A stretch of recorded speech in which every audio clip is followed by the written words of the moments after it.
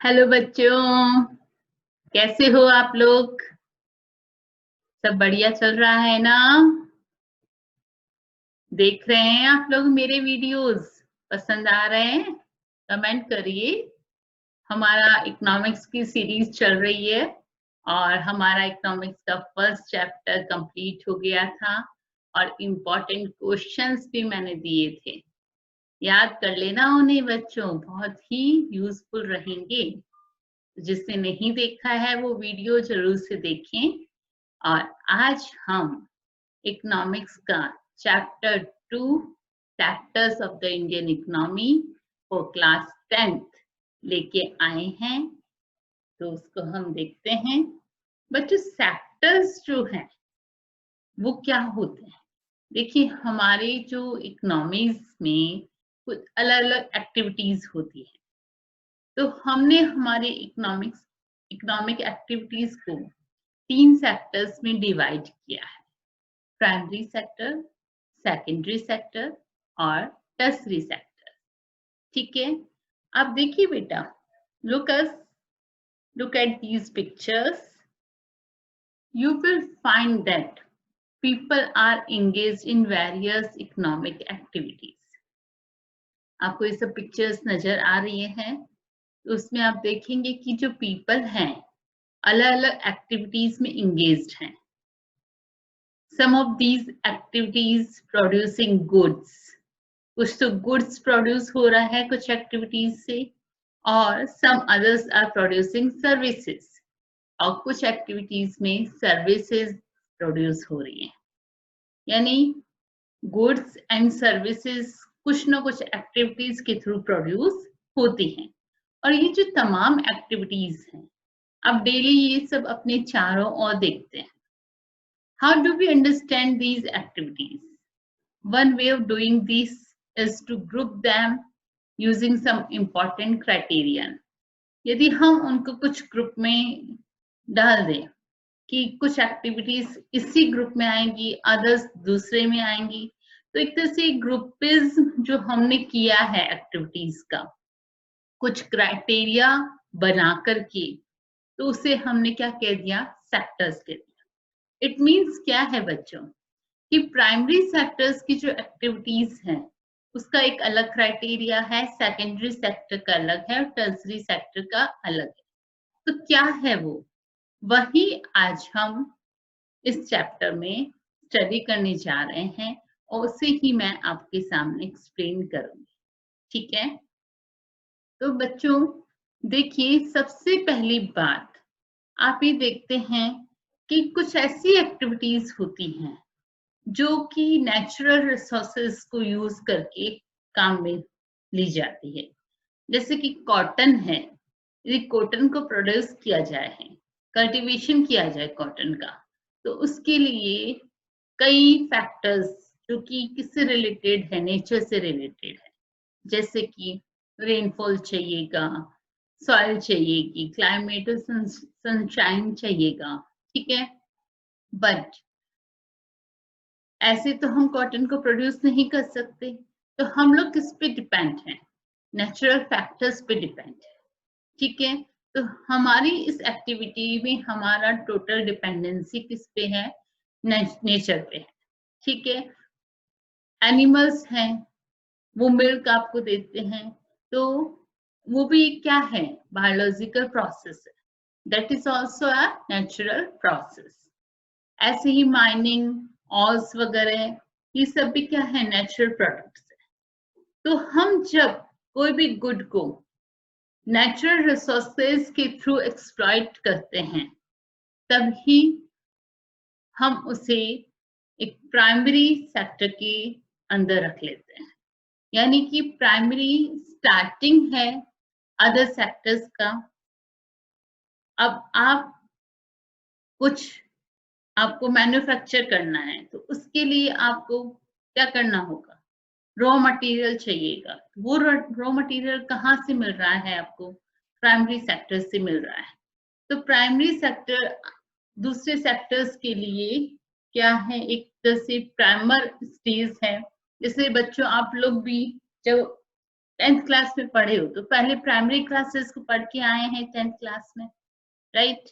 तो उसी तरह से हमने जो सेक्टर्स का स्टार्टिंग का जो लेवल है उसे प्राइमरी सेक्टर कहा है।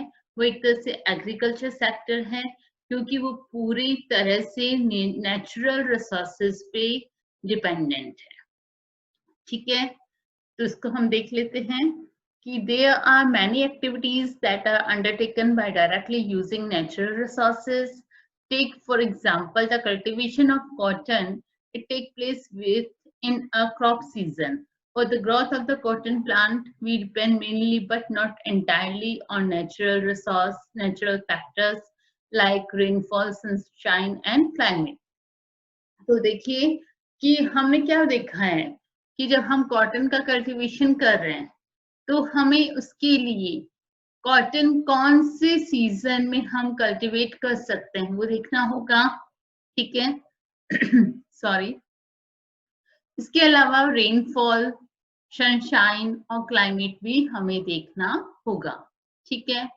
और ये जो हमने कॉटन को प्रोड्यूस किया है ये टोटली क्या है, नेचुरल प्रोडक्ट होगा, ठीक है? इसी तरह से similarly in the case of an activity like dairy, we are dependent on the biological process of the animal and availability of fodder etc.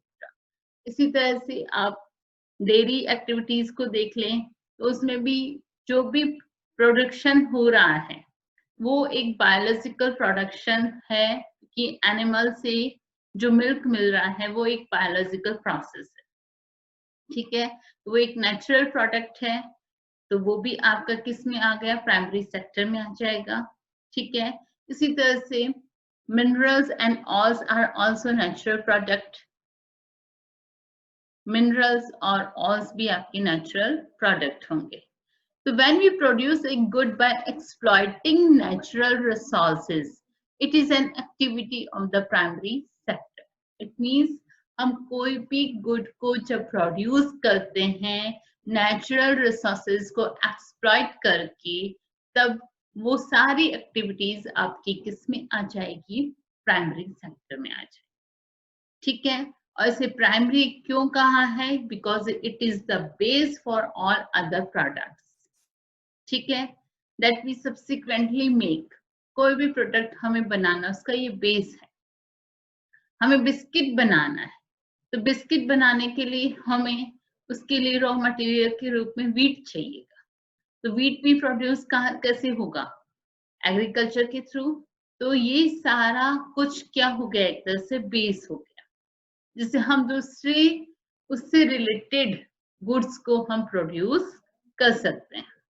Since most of the natural product we get are from agriculture, dairy, fishing, forestry, this sector is also called agriculture and related sector. तो जो भी natural product हम get करते हैं बच्चों, वो या तो एग्रीकल्चर से मिल रहा है या डेयरी, फिशिंग, फॉरेस्ट्री, माइनिंग, तो इन्हें इसलिए हम इसे एग्रीकल्चर एंड रिलेटेड सेक्टर भी कहते हैं। तो हमारा first sector primary sector clear हो गया सबको, ठीक है? तो ये देखिए आपके इधर पिक में भी प्राइमरी सेक्टर का ये पिक नजर आ रही है, प्राइमरी एग्रीकल्चर सेक्टर। इसमें देखिए सारी चीज आपकी वही दिख रही है जो आपकी नेचर से रिलेटेड है। प्रोड्यूसेस नेचुरल गुड्स, और लिखा हुआ भी है कि नेचुरल गुड्स को ही प्रोड्यूस किया जा रहा है, ठीक है? नेक्स्ट आता है सेकेंडरी सेक्टर। तो the secondary sector covers activities in which natural products are changed into other forms through way of manufacturing that we associate with industrial activity. Secondary sector में वो सारी एक्टिविटीज आ जाती हैं जिसमें हम नेचुरल प्रोडक्ट्स को कुछ और वे में उसको चेंज कर देते हैं, कुछ उसका अलग रूप बना देते हैं, ठीक है? और वो हम कैसे बनाते हैं, इंडस्ट्रीज में मैन्युफैक्चरिंग यूनिट्स के थ्रू हम उस प्रोडक्ट्स को कुछ और रूप में चेंज कर देते हैं। सपोज करो कि जो गन्ना खेत में पैदा हो रहा है, जो शुगर केन आपके एग्रीकल्चर के थ्रू प्रोड्यूस हो रहा है, वो तो आपका प्राइमरी सेक्टर में आ जाएगा। बट किसी मैन्युफैक्चरर ने उस शुगर केन से शुगर को प्रोड्यूस किया, तो वो शुगर उसका क्या है, उसका जो फॉर्म है वो चेंज हो गया। अब आप शुगर से शुगर केन वापस नहीं निकाल सकते, ठीक है ना। तो इसका मतलब क्या है, आपने उसका जो किसी प्रोडक्ट से आपने उसके रूप को एकदम ही चेंज कर दिया है, एक मैन्युफैक्चरिंग कर दिया है। तो ये एक इंडस्ट्रियल एक्टिविटी के थ्रू ये सब होगा, ठीक है। तो ये सब आपका किस में आएगा, सेकेंडरी सेक्टर। अब बच्चों, आप स्कूल में जिस डेस्क पे बैठे रहते वो वुड से, आयरन से बनी होती है।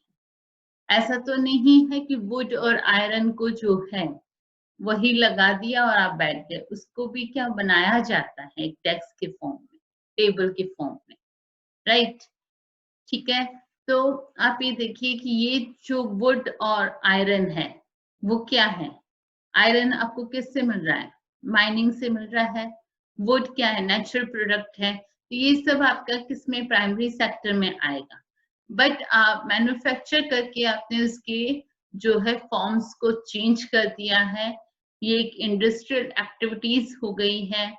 तो इसे हम किस में लाएंगे, मैन्युफैक्चरिंग में, यानी कि सेकेंडरी सेक्टर, ठीक है। The product is not produced by nature but has to made, and therefore some process of manufacturing is essential.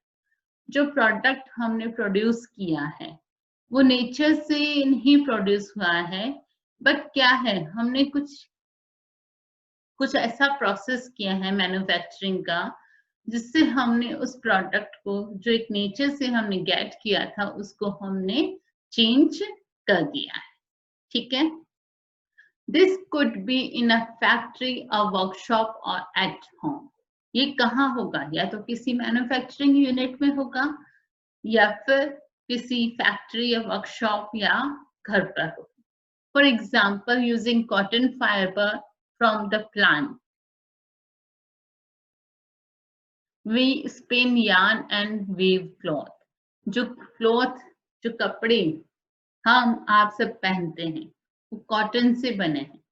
Cotton का कल्टीवेशन हो रहा है, कॉटन आपका प्राइमरी सेक्टर में आ गया, बट कॉटन से आपने यार्न को स्पिन किया एंड देन क्लॉथ को वेव किया। तो ये क्या है, ये मैन्युफैक्चरिंग है, ठीक है। आप इस कपड़े से कॉटन को वापस नहीं निकाल सकते, राइट।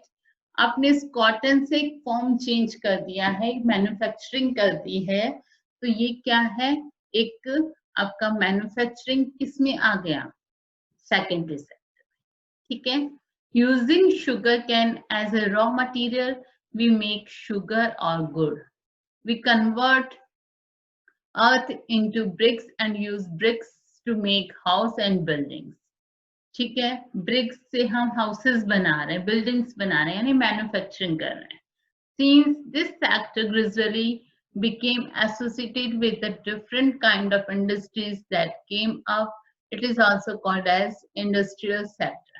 तो इस सेक्टर ने क्या किया है, डिफरेंट काइंड ऑफ इंडस्ट्रीज को लगाने का काम किया है, ठीक है। क्योंकि जो भी मैन्युफैक्चरिंग हो रही है उसके लिए मशीनें चाहिए और उसके लिए इंडस्ट्री को लगाना पड़ेगा, वहां पे वो सारा प्रोसेस होगा, तब हम रॉ मटेरियल से कुछ मैन्युफैक्चरिंग कर सकते हैं।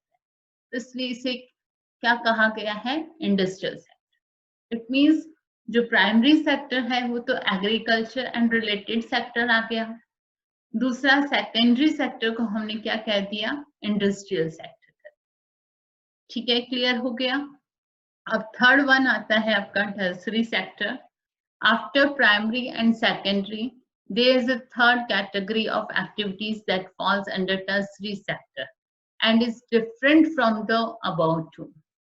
प्राइमरी और सेकेंडरी सेक्टर के बाद जो थर्ड कैटेगरी है आपकी, जो भी इकोनॉमिक एक्टिविटीज हमारी इकोनॉमी में होती है, वो हम सब उसको किस में रखते हैं, टर्सरी सेक्टर में। और ये जो टर्सरी सेक्टर है ये उन दोनों से एकदम ही अलग है, These are activities that help in the development of the primary and secondary sector.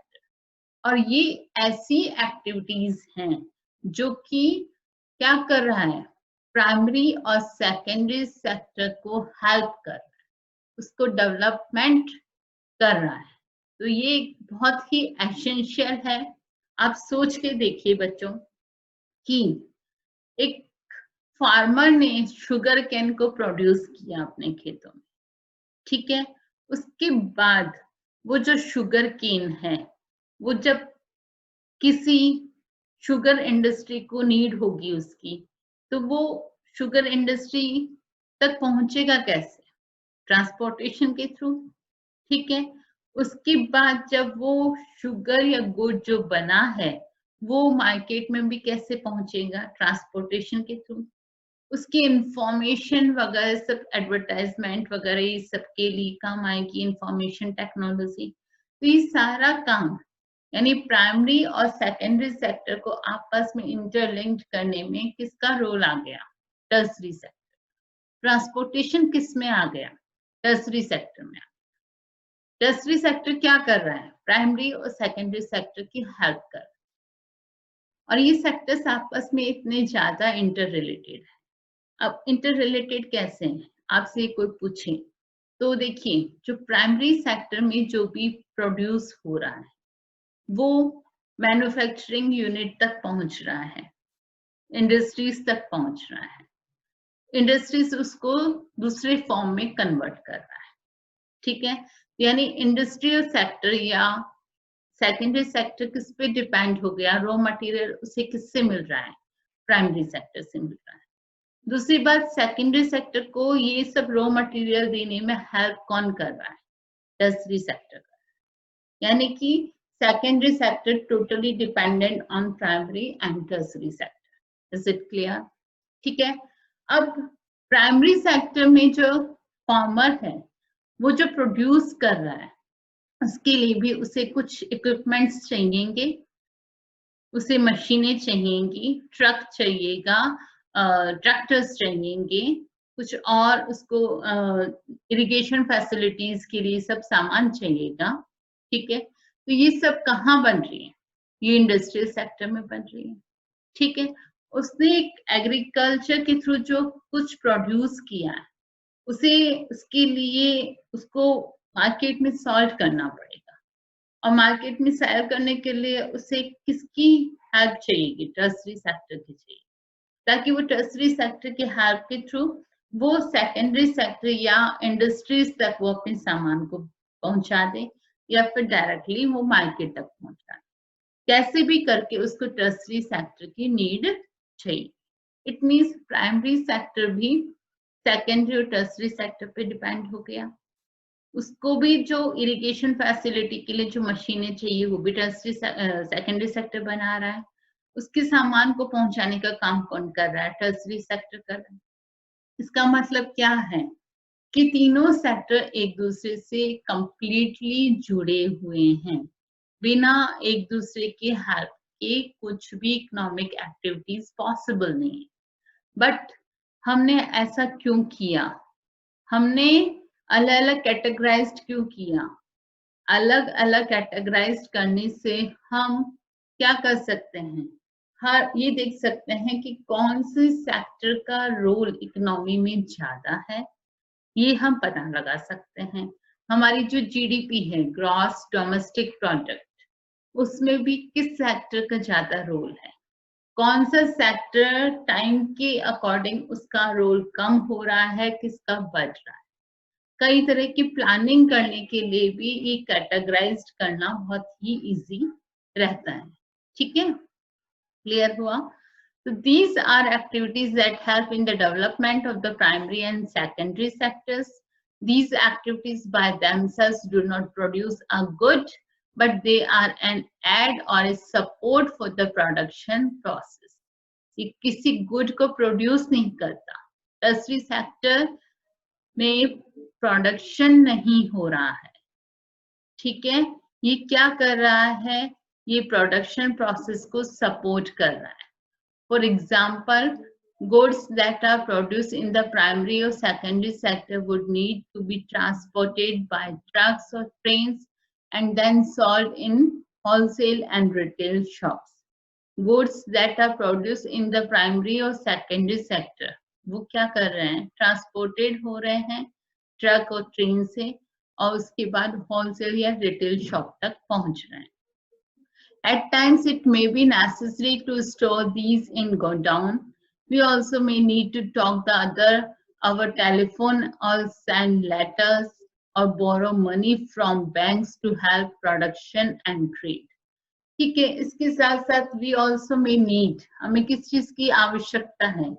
हमें कम्युनिकेशन के लिए इंफॉर्मेशन टेक्नोलॉजी, टेलीफोन, लेटर्स, इन सब की जरूरत होगी. इसके साथ हमें एक मनी की जरूरत होगी, चाहे वो एक फार्मर को भी नीड हो सकती है मनी की और मैन्युफैक्चरिंग यूनिट को भी मनी की नीड हो सकती है. तो उसके लिए वो किसके पास जाएगा? बैंक के पास जाएंगे. तो बैंक किस में आ गया? आपका टर्सरी सेक्टर में आ गया, जो प्रोडक्शन और ट्रेडिंग में हेल्प करते हैं. Transport, storage, communication, banking, trade are some example of tertiary activity. Since these activities generate service rather than goods, ये सारी एक्टिविटीज क्या कर रही हैं? सर्विसेज जनरेट कर रही है, ये गुड्स को प्रोड्यूस नहीं कर रही है. ठीक है. The tertiary sector is also called the service sector. इसलिए टर्सरी सेक्टर को क्या कहा गया है?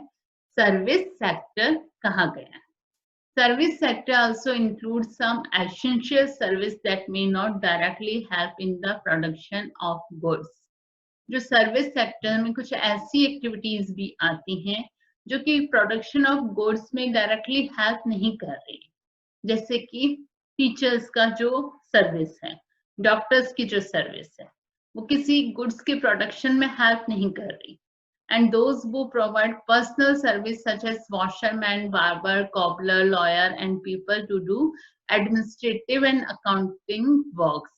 इसी के साथ साथ कुछ ऐसी सर्विस जैसे वॉशरमैन की है, बार्बर्स, कॉबलर्स, लॉयर, ये सब सर्विस, इससे क्या हो रहा है कि एडमिनिस्ट्रेटिव अकाउंटिंग वर्क्स पॉसिबल हो रहे हैं. ये सब जो भी है एक्टिविटी से भी आपके किस में आ गई? सर्विस सेक्टर में. In recent times, certain new service based on information technology such as internet cafe, ATM booths, call centers, software company, etc. have become important. और रिसेंट ईयर्स में जो इंफॉर्मेशन टेक्नोलॉजी जो बढ़ी है, ठीक है, एटीएम बूथ्स वगैरह, कॉल सेंटर्स, सॉफ्टवेयर कंपनीज वगैरह बनी, इन सब की जो भी सर्विसेज हैं वो भी आपके टर्सरी सेक्टर में आ गए. तो बच्चों, ये आपका एक तरह से जो भी है ये इंट्रोडक्शन लेक्चर था. इसमें आपके तीनों सेक्टर मैंने बहुत क्लियरली आपको एक्सप्लेन कर दिए हैं. इसको हम अपने नोट से फिर से रिकॉल कर लेते हैं क्योंकि बहुत ही इम्पोर्टेंट है. इस चैप्टर को आगे बढ़ने के लिए आपको तीनों सेक्टर्स एकदम क्लियरली समझे हुए होने चाहिए, तभी आप आगे चैप्टर को अच्छे से कर सकते हैं. बाकी ये बहुत ही इंटरेस्टिंग रहा है इनको समझना और ये आगे बहुत ही हेल्पफुल भी रहेगा. ठीक है, तो let's see my notes. Sectors of economics activities में देखिए, there are 3 sectors in the Indian economy. They are primary sector, secondary sector and tertiary sector. I think it is all clear to you. Primary sector. The primary sector in India is a sector which is largely dependent on the availability of natural resources in order to manufacture the good and also the execute various processes. जो primary sector है India में, उसमें जो भी चीजें produce हो रही हैं वो सारी नेचुरल प्रोडक्ट्स होते हैं और वो आगे जाके मैन्युफैक्चर होते हैं, कुछ अलग गुड्स बनते हैं या कुछ और दूसरे प्रोसेस को एग्जीक्यूट करने में वो सब काम में आते हैं. This sector includes agriculture, dairy, fishing, forestry and mining activities. ये सब एग्जाम्पल्स हैं जो आपको याद रखने पड़ेंगे। क्या क्या है? Agriculture, dairy, fishing, forestry and mining. This sector is called primary sector because it forms the base for all other products that we subsequently make. ये क्यों प्राइमरी सेक्टर कहलाता है?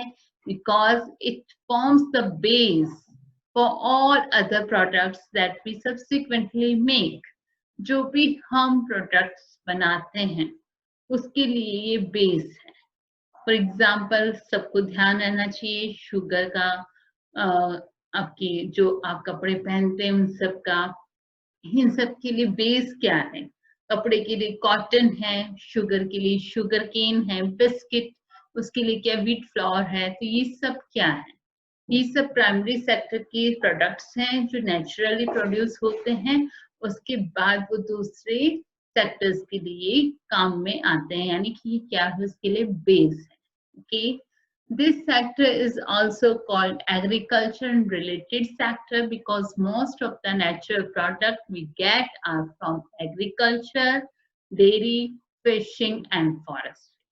क्यों कह रहे हैं हम एग्रीकल्चर और रिलेटेड सेक्टर? क्योंकि सारे जो नेचुरल प्रोडक्ट्स हम गेट करते हैं वो एग्रीकल्चर, डेयरी, फिशिंग और फॉरेस्ट्री से हम लोग गेट करते हैं। One of the major problem that this sector faces is the underemployment and disguised employment. क्योंकि ये एग्रीकल्चर से जुड़ा हुआ है इसलिए इस सेक्टर पे बहुत ज्यादा प्रेशर है। इस वजह से यहाँ पे अंडर एम्प्लॉयमेंट और डिस्गाइज्ड एम्प्लॉयमेंट की प्रॉब्लम्स हमें देखने को मिलती है। ठीक है, नेक्स्ट आता है secondary sector. The economy in this sector is dependent on the natural ingredients which are used to create the service and products offered and which at the end are used for consumption. जो भी चीजें natural से हमें मिली हैं उन natural ingredients को use करके कुछ अदर क्रिएशंस जहां होता है, कुछ अदर मैन्युफैक्चरिंग जहां होती है, तो वो सब चीजें आपकी किसमें आ जाती है? सेकेंडरी सेक्टर, और जिसे हम बाद में कंजम्पशन में काम में लेते हैं। ऐसे नहीं आपको कुरकुरे मिलेंगे, ऐसे नहीं आपको अंकल चिप्स मैगी मिल जाएगी। इसके लिए ये सब प्रोसेस कहाँ हो रहा है? मैगी कहाँ बन रही? सेकेंडरी सेक्टर में। ठीक है, बट उसके लिए जो भी रॉ मटेरियल है वो कहाँ से मिल रहा है? प्राइमरी सेक्टर से। तो जो नेचुरल इंग्रेडिएंट्स प्राइमरी सेक्टर से प्रोड्यूस हुए हैं उनको लेकर के जो मैन्युफैक्चरिंग हो रही है वो कहाँ हो रही है? Secondary sector. तभी तो मम्मा भूख लगी 2 मिनट मैगी तैयार। तो ये मैगी कहाँ बनी? Secondary sector. इसके लिए रॉ मटेरियल कहाँ से मिला? Primary sector. यानी प्राइमरी सेक्टर ने बेस का काम किया, सेकेंडरी सेक्टर ने आपकी पेट पूजा करने का काम किया। Is it clear? Okay. The secondary sector product is not produced by nature but has to be made. Secondary sector के जो भी प्रोडक्ट हैं वो प्रोड्यूस होते हैं, नेचर से नहीं हो रहे हैं, वो बनाए गए हैं। मैगी कोई आसमान से नहीं टपकी है। ठीक है, हाँ, उसके लिए जो रॉ मटेरियल है वो एग्रीकल्चर के थ्रू प्रोड्यूस हुआ है, उसमें नेचर का रोल है। ठीक है, लेकिन उस रॉ मटेरियल का यूज करके जो कुछ बना है वो सेकेंडरी सेक्टर का काम। So some process of manufacturing is essential, which could be in a factory, in a workshop or at a home. Factory, workshop या होम में ये सब मैन्युफैक्चरिंग का काम होता है। For example, paper manufacturing from bamboo fibre, sugar manufacturing from sugar cane, ये सब कहाँ हो रहा है? सेकेंडरी सेक्टर में। ठीक है, this is also called industrial sector because this sector gradually became associated with the different kind of industries. बिना इंडस्ट्री के ये सेक्टर काम नहीं कर पाएगा क्योंकि लार्ज स्केल में मैगी खाली अकेले आपको नहीं खानी, कितने लोगों को खानी है, इसके लिए लार्ज स्केल पे प्रोडक्शन चाहिए मैगी का, ठीक है ना। तो इसके लिए इंडस्ट्रीज लगानी पड़ेगी। समझ में आ गया? Okay. Tertiary sector. The activities that falls under tertiary sector help in the development of the primary and secondary sector. अब हमने जो कुछ बनाया वो मार्केट तक जाना पड़ेगा, तभी तो आप सबको मिलेगा। उसके लिए काम कौन कर रहा है? Tertiary sector. मैगी ऐसे थोड़ी आ जाएगी, मम्मा जाएगी मार्केट और मैगी लाएगी शॉप से, तो भैया शॉप वाले के पास भी तो उड़ के नहीं आएगी, वहां भी तो कैसे आएगी? ट्रांसपोर्टेशन के थ्रू आएगी ना। और मम्मा भी तो जाएगी किसी न किसी व्हीकल से या कोई और कोई साधन से, ठीक है। तो इसके लिए टर्सरी सेक्टर यूजफुल है। The activities that falls under tertiary sector help in the development of the primary and secondary sector. तो प्राइमरी और सेकेंडरी सेक्टर की डेवलपमेंट में उनकी हेल्प करने में कौन काम कर रहा है? हाँ जी, टर्सरी महोदय काम कर रहा है, ठीक है। These activities by themselves do not produce a good, but they are an add or a support for the production process.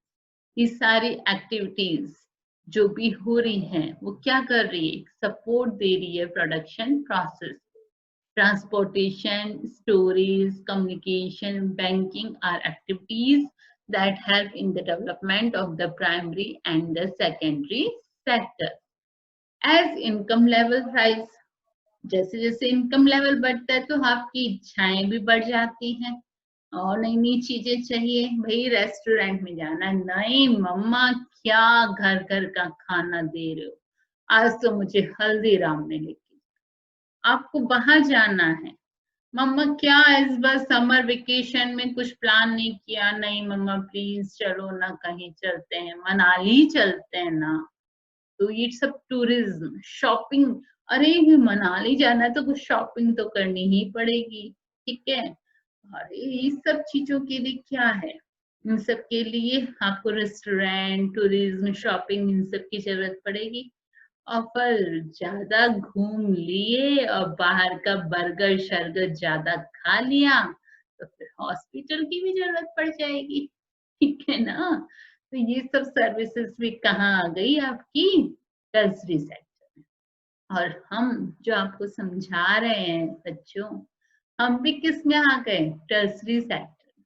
तो टीचर्स की भी जो सर्विस है वो भी टर्सरी सेक्टर में आ गई।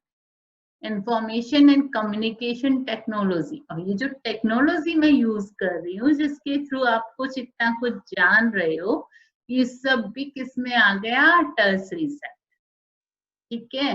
तो आपको अच्छे से समझ में आ गया है बच्चों? ठीक है, तो फिर आ गया है तो ये लाइक एंड सब्सक्राइब करिए, शेयर करिए। फिर मिलेंगे नेक्स्ट वीडियो में। बाय।